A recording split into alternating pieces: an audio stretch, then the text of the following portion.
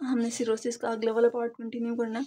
अच्छा, तो इसमें ये था कि सिरोसिस में क्या था कि फाइब्रोसिस और थी, लीवर डैमेज हो रहा था। तो एक्चुअली कहाँ से फाइब्रोसिस हो रही थी कि यहाँ जो लीवर होता है ना, उसके यहाँ कौन से सेल्स होते हैं, स्टेलेट सेल्स होते हैं, ठीक है।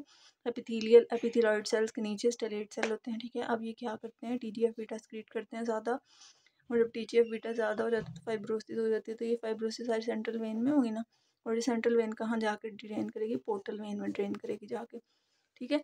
अगर इसने पोर्टल वेन में जाकर ड्रेन किया तो मतलब कि अब ये ड्रेनिंग नहीं हो पाएगी पोर्टल वेन में, ठीक है। मतलब पोर्टल वेन तक भी फाइब्रोसिस सारी हो गई होगी, तो फिर लीवर की जो चीज़ें वो लीवर के अंदर ही रहेंगी और ये सारी फाइब्रोसिस करा देंगी, ठीक है। अब सोचे लीवर के अंदर सारी चीज़ें रह रही है, तो लीवर ने अब कहीं तो अपनी चीज़ें ड्रेन करनी है ना, तो वो ब्लड में कर देगा, कुछ पेरिटोनियल कैविटी में चल जाएंगी और कुछ एसोफेगस तक चल जाएंगी, ठीक है। और कुछ अब लीवर के अंदर फ्लूइड तो बहुत ज़्यादा क्यूमुलेट हो गया, क्योंकि फ्लूइड को बाहर जाने का रास्ता ही नहीं मिल रहा जो पोर्टल वेन के थ्रू जाता था। तो अगर ये ज़्यादा सारा फ्लूइड एसोफेगस में चला गया तो जाके उसकी एसोफेगस की जो वेसल्स होती हैं वहाँ जाके उनको डायलेशन करा देगा, तो उसको कहते हैं एसोफेगल वेराइसिस, ठीक है। और अगर ये ज़्यादा सारा फ्लूइड रेक्टम में चला गया और रेक्टम की जो कैपिलरीज हैं या वेसल्स हैं उनको डायलेट कराना शुरू कर गया, तो इसको हम हेमरॉइड्स कहते हैं, ठीक है। और उसके बाद अगर ये समझे कि जो एब्डोमिनल वॉल है उसकी जो कैपिलरीज है वहाँ चला गया और वहाँ जाके डिपॉजिट हो गया, ठीक है। तो ये वाला सारा फ्लूइड ना, तो ऐसे वेसल्स बहुत ज़्यादा डायलेट कर देंगे, ठीक है। ऐसे ऐसे वो बहुत ज़्यादा डायलेट कर देंगे, जो एब्डोमेन की वेसल्स हैं वो बाहर से हमें नजर आएंगी ग्रीन कलर की, इसको कहते हैं कैप्यूट मेड्यूसा, ठीक है। तो यहाँ यही पड़ा, एसाइटिस हो जाएगा अगर ज़्यादा फ्लूइड पेरिटोनियल कैविटी में चला गया। कंजेस्टिव स्प्लेनोमेगाली, अगर ज़्यादा फ्लूइड स्प्लेन तक चला गया तो स्प्लेनोमेगाली का मतलब है कि इन्फ्लेमेशन हो जाएगी स्प्लेन की, इसको हाइपरस्प्लेनिज्म भी कहते हैं, ठीक है। पोर्टोसिस्टेमिक शंट का मतलब यही है कि उसके अंदर तीन चीज़ होती हैं, एसोफेजियल वेराइसिस हो जाता है, हेमरॉइड्स हो जाते हैं। एसोफेजियल वेराइसिस मतलब एसोफेगल की वेन डायलेट हो जाती हैं, हेमरॉइड्स मतलब कि जो रेक्टम होता है ना उसके अंदर जो वेसल्स होती हैं वो भी डायलेट हो जाती हैं। कैप्यूट मेडूसा मतलब जो अम्बेलिकस होती है उसके इर्द गिर्द हमें ऐसे वेसल्स नजर आती हैं, वो बहुत ज़्यादा डायलेट की होती हैं, ठीक है। तो ऐसा लगता है कोई सांप है बड़े बड़े। अच्छा, अभी अगर ये वाला फ्लूइड ज़्यादा हो गया, अगर ये किडनी में चला गया तो वहाँ रीनल सिंड्रोम कराएगा, तो इसको कहते हैं हिपैटोरेनल सिंड्रोम, मतलब कि पहले इसने लीवर को डैमेज किया, अब ये किडनी को डैमेज करने चला गया। और रेनल फेलियर तब होगा जब हमें सिरोसिस हुआ होगा, तो इस चीज़ को हम हिपैटोरेनल सिंड्रोम कहते हैं कि पहले सिरोसिस था बाद में रेनल फेलियर हो गया, ठीक है। अब क्या हुआ कि लीवर का काम क्या था, लीवर का मेन फंक्शन क्या था, हमारी बॉडी से जो एक्सक्रीशन कराना था, ठीक है, जो वेस्ट प्रोडक्ट उनको निकालना था बाइल में मिक्स करके जैसे कि अमोनिया हो गया, ठीक है।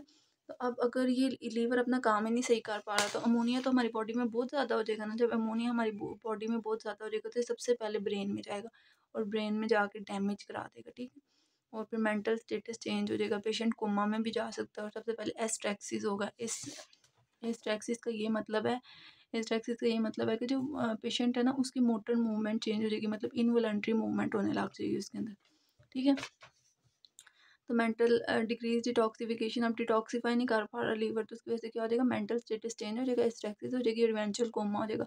ये क्यों हो रहा है, क्योंकि सीरम अमोनिया इंक्रीज किया हुआ है, मेटाबॉलिक हैंस रिवर्सिबल, और ये रिवर्सिबल भी, अगर हम सीरम अमोनिया को बॉडी से बहुत ज़्यादा निकाल दें, हम फिर फोली ट्यूब लेते हैं सीरम अमोनिया को निकालते हैं सॉरी, तो उसकी वजह से क्या होता है कि सही भी हो सकता है, ठीक है। अब जाहिर सी बात है, अब लीवर एक तो ये कर रहा था कि एस्ट्रोजन को निकाल रहा था, सॉरी अमोनिया को निकाल रहा था हमारी बॉडी से, और दूसरा एक्सेस एस्ट्रोजन को भी निकाल रहा था, मतलब कि जो ज़्यादा एस्ट्रोजन हो जाती है ना वो भी लीवर के पास जाती है और कहती है कि इसको बॉडी से निकालो। तो अब जब एस्ट्रोजन नहीं निकलेगी तो क्या हो जाएगा, गायनेकोमेस्टी हो जाएगा। गायनेकोमेस्टी का मतलब ये है कि जो मेल्स हैं उनके अंदर भी ब्रेस्ट आने लग जाएगी, जाहिर सी बात है उनके अंदर एस्ट्रोजन की प्रोडक्शन बहुत ज़्यादा हो जाएगी, स्पाइडर एंजियोमेटा हो जाएगा। अगर ज़्यादा एस्ट्रोजन स्किन में चल जाएगी ना, स्किन के अंदर नीचे जाके ऐसे ऐसे रेड कलर के ऐसे स्पाइडर एंजियोमेटा बना देगी, ठीक है। और उसके बाद पाल्मर इरिथमिया, हाथ मुंह लाल रंग के हो जाएंगे ड्यू टू हाइपर, क्योंकि ब्लड सप्लाई वहाँ आएगी। ब्लड सप्लाई क्यों वहाँ ज़्यादा आएगी, क्योंकि एस्ट्रोजन का लेवल ज़्यादा हुआ है, हाइपर एस्ट्रेनिज्म इसको कहते हैं, ठीक है। और जॉन्डिस भी हो जाएगा, जाहिर सी बात है लीवर को अपनी स्क्रीशन निकालने का कोई रास्ता नहीं मिलेगा ना, तो वो अनकॉन्जुगेटेड बिलिरुबिन को कैसे निकालेगा, उसको कॉन्जुगेट कैसे करेगा, वहाँ फाइब्रोसिस हुआ तो अनकॉन्जुगेटेड बिलिरुबिन वापस चल जाएगी ब्लड में और वहाँ जाके इंक्रीज कर देगी, तो फिर जॉन्डिस हो जाएगा, ठीक है। उसके बाद क्या, डिक्रीज प्रोटीन सेंसिटिविटी टू, अब लीवर का एक और भी साथ में काम होता है कि ना ये एल्ब्यूमिन बनाती है, ठीक है। अब एल्ब्यूमिन का क्या काम होता है, हमने पढ़ा था जनरल में कि एल्ब्यूमिन जो होती है ना वो एल्ब्यूमिन होती है ना, वो हमारी वेसल में रहती है और इसमें वेसल के फ्लूइड को ना, इंट्रासेलुलर फ्लूइड को होल्ड करके रखती है, ठीक है। तो अब जाहिर सी बात है एल्ब्यूमिन कम हो जाएगी तो एल्ब्यूमिन तो फ्लूइड को होल्ड नहीं ना करेगी अंदर, तो फिर क्या हो जाएगा, फ्लूइड सारा बाहर आ जाएगा, वेसल से, और ये क्या क्रॉस करा देगा, एडीमा करा देगा, ठीक है। हाइपो एल्ब्यूमिया विद एडीमा, ठीक है। Coagulopathy due to decrease sensitive of the clotting factor. अच्छा, अब लीवर क्या करता है, क्लॉटिंग फैक्टर भी बनाता है। अब क्या होगा कि लीवर कौन सा क्लॉटिंग फैक्टर, प्रोथ्रोम्बिन बनाता है, ठीक है। तो अब जब प्रोथ्रोम्बिन नहीं बनेगा तो क्या हो जाएगा, कोगुलोपैथी हो जाएगी, मतलब कि जो कोगुलेशन होगी वो सही होगी नहीं, क्योंकि क्लॉटिंग फैक्टर नहीं सही बनेंगे। तो ये क्यों बनना है, degree of deficiency is followed by the prothrombin. तो क्योंकि प्रोथ्रोम्बिन की डेफिशिएंसी होगी इसलिए क्लॉटिंग फैक्टर नहीं बनेंगे और ब्लड को कोगुलेट नहीं कर सकेंगे, ठीक है। आगे देखते हैं, अल्कोहल रिलेटेड लीवर डिजीज़। अच्छा, अब अल्कोहल लेने से जो लीवर डिजीज़ होते हैं वो हमने पढ़ना है, सही है। अब देखो, एक बंदा वो अल्कोहल बहुत ज़्यादा ले रहा है, उसका बिंज ड्रिंकिंग है, मतलब वो बहुत ही ज़्यादा अल्कोहल ले रहा है, ठीक है। वेस्ट में ज़्यादातर ये प्रॉब्लम होती है।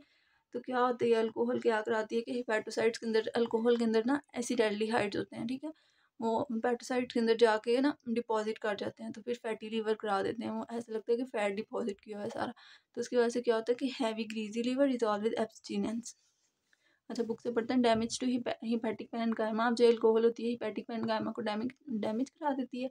क्यों, due to the consumption of alcohol, क्योंकि अल्कोहल की कंजप्शन बहुत ज़्यादा हो गई है। Most common cause of liver disease in the west, ज़्यादातर ही वेस्ट में मोस्ट कॉमन कॉज है। Fatty liver is the accumulation of fat in the hepatocyte. Fatty liver किसे कहते हैं, फैट्स जो होते हैं बहुत सारे डिपॉजिट कर देते हैं हिपैटोसाइट्स में। अच्छा, ये देखें, ये फैटी लीवर जो गोल गोल आपको नज़र आ रहे हैं ना, ये सारे फैट डिपॉजिट किए हुए हैं हेपेटाइटिस में। अच्छा, और एक और ये लास्ट में मैं ये डायग्राम दिखाना भूल गई थी, ये लीवर सिरोसिस की डायग्राम है, और इस डायग्राम में आपको नज़र आ रहा है कि ये गोल गोल बने हुए हैं, ये नोड्यूल्स हैं, और जो इसके दरमियान छोटी छोटी लाइनें हैं ना, ये गोल गोल नोड्यूल्स बनाए हुए हैं मैंने यहाँ, और जो छोटी छोटी लाइनें नज़र आ रही है ना, ये फाइब्रोसिस हुआ हुआ है, ठीक है, फाइब्रोटिक बैंड्स हैं। अच्छा,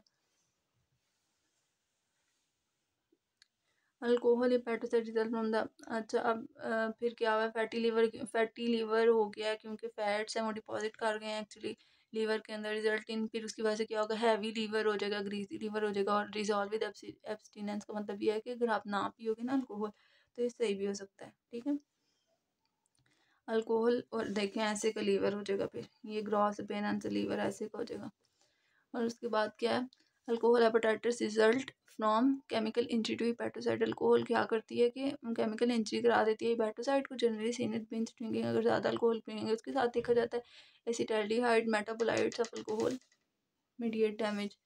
जो एसिटाल्डिहाइड है वो एक्चुअली मेटाबोलाइट्स होते हैं अल्कोहल के, और एसिटाल्डिहाइड ही डैमेज को मतलब कराते हैं। और फिर क्या होता है, इस डैमेज की वजह से स्वेलिंग हो जाती है हेपेटोसाइट्स की, with the formation of Malory bodies.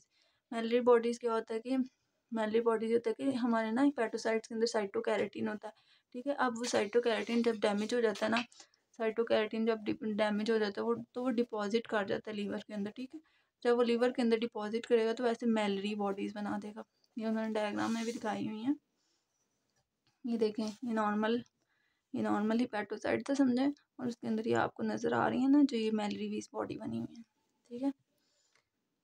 और फिर क्या हुआ, डैमेज टू साइटोकैरेटिन फिलामेंट हो गया, नेक्रोसिस हो, और उसके बाद फिर मिलरी बॉडी जब बनेगी फिर नेक्रोसिस भी हो जाएगा और एक्यूट इन्फ्लेमेशन भी हो जाएगा।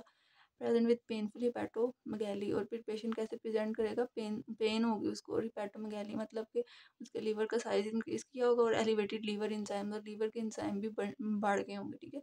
आपको पता है लीवर राइट साइड पे होता है, तो राइट अपर क्वाड्रेंट पे दर्द होगी पेशेंट को, ठीक है। और AST लेवल, ये याद रखना है आपने बात की, वायरल हेपेटाइटिस में और नॉन अल्कोहलिक फैटी लीवर में ALT लेवल बढ़ता था, लेकिन अल्कोहलिक रिलेटेड लीवर डिजीज में AST इंजाइम बढ़ेगा, ठीक है। AST is greater than ALT।